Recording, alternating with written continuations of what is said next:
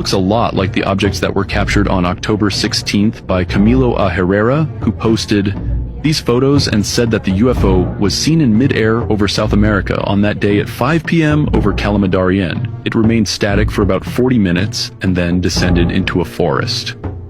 Relatively large in size, captured with a 4mm lens. It was too large to be any of the three usual suspects. The only one that fits is a large balloon. But what's odd is that it remained static for a long time and descended instead of rising further. I'd say it behaves like those three, but not exactly. Fernando Jimenez posted, "Not everything is a pillow balloon, you know." This one is very tantalizing, in my opinion. Looking at its morphology, a few other sightings come to mind.